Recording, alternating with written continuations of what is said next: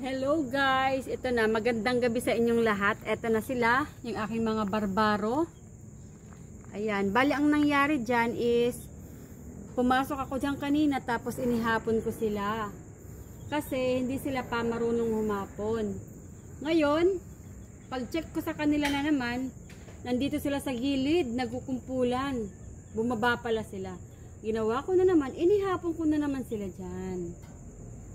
Hindi ko na sila kinuhanan doon sa loob kasi bumababa sila pag naiilawan masyado. Ang nangyari, kumabila na lang ako ng bakod. Tsaka yan na sila, nakatalikod lang sila sa ilaw kaya hindi nila ako napapansin. Although naririnig nila ako kaya medyo nag-a-attention pa rin sila. Guys, eto naman yung mga babae at saka si Warhog. Yung kanilang lalagyan, yung kanilang bahay dito sa ilalim ng mangga. Yan sila, pinagsama-sama na yung mga girls.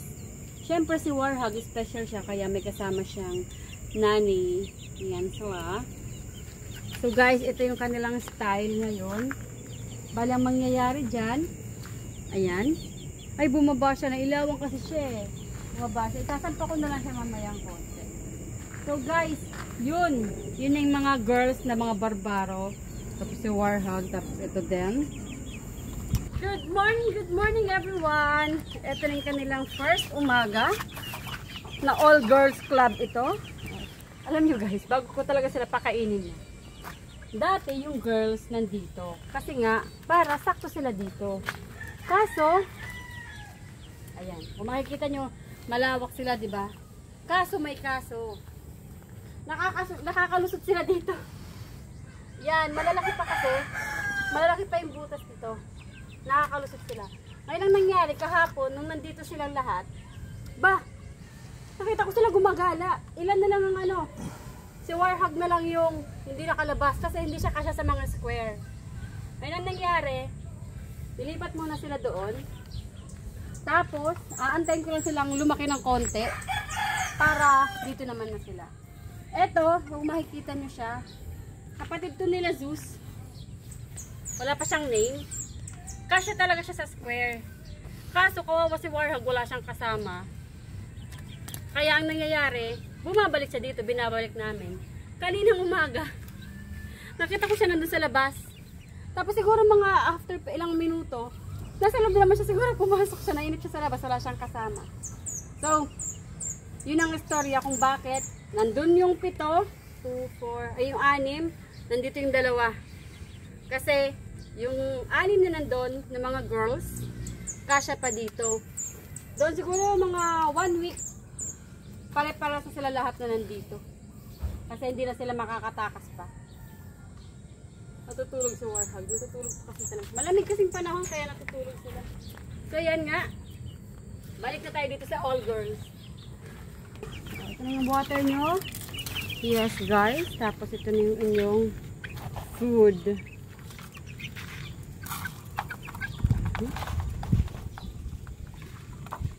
Excuse me, girls. Yan kanilang unang araw dito bilang all girls sila. Mayroong gutom na gutom, mayroong uhaw na uhaw. Ganda ng kanilang kulay, no? May gray, may gold. Mayroon ng mga malunggay sila Sky at saka yung aking mga barbaro. So this time, I will take malunggay para sa aking barbaro na girls. Siguro isa pang ganito. Yan. This is enough para masustain sila sa isang buong maghapon lang.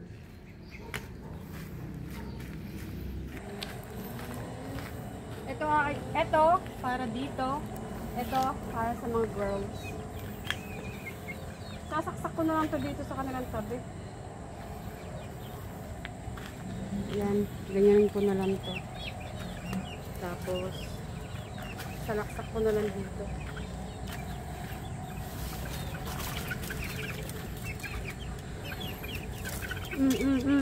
Sa mga gustong kumain ng gulay, ito na po. Ayan o. Yan yung gulay nyo. May bulaklak ba yun? Ay, pinagputulan. Bulaklak.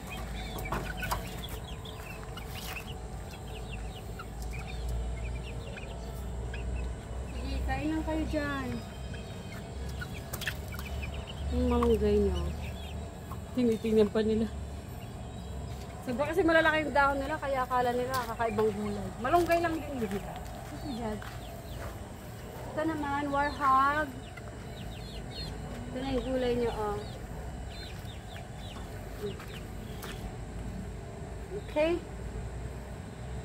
Dapat may gulay sila. Pampahaba ng buhay.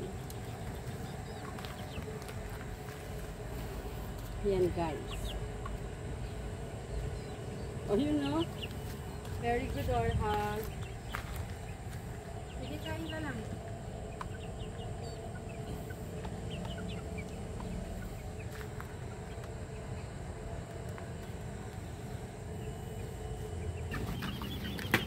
Yes, boys and girls. Hindi. Boys lang to. Kasi yung girls nandun na sa kabila. Eto na, eto na. Oo, lalabas. Lalabas. Oh, ayun. Nakakain na rin kayo tsaka makakainan. Wait nyo lang, okay? Huwag na kayo hunger strike. Kumain na kayo dun.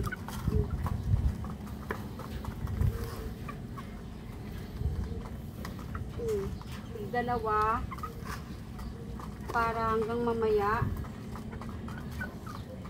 Ayan. Kagabi tinignan namin sila. Okay naman, pero makadalawang beses makadalawang beses ko lang sila isinaka doon kasi bumababa sila. Siguro hindi sila sanay. Ayun, maaga-aga pa kasi yung pagkakalagay ko sa kanila sa taas, kaya nainip siguro bumaba pa. Pero nung pangalawang pagkakataon na pinaakyat ko doon, hindi na sila bumaba. Tapos kaya na lang ng umaga, na maaga-aga nito, is ano na sila, nakababa na. Which is good. Tapos siguro masasanay na sila niyan hanggang bukas. Hanggang mamayang gabi. Yan na sila. Hindi nyo mapapansin, magiging malaking bula sila kasi nakakagalaw sila dyan, oh. Na-exercise na rin kanilang pagwis. Katulad ni ano, oh. Excuse me? Ayusin lang natin to.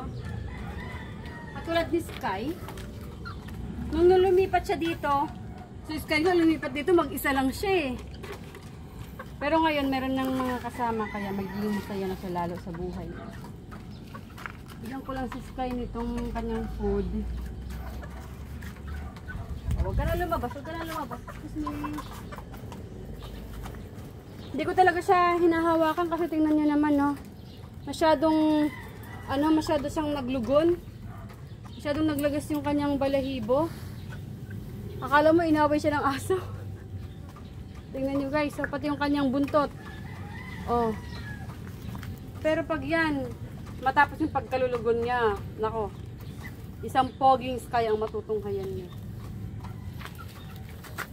Well, it's time para makita nyo naman ang aking mga barbaro. So guys, kung makapansin nyo yung kanilang inumin ngayon ay tubig lang, fresh water, kasi ito yung panahon na hindi ako nagbibigay sa kanila ng kanilang juice, which is Progen-C, kasi 4 days na Progen-C, 3 araw na fresh water. Itong araw na yun, kaya nagwo-water lang yung kanilang inumin ngayon. So guys, this is my pink basket at ako si Aling Ninay. Bye-bye!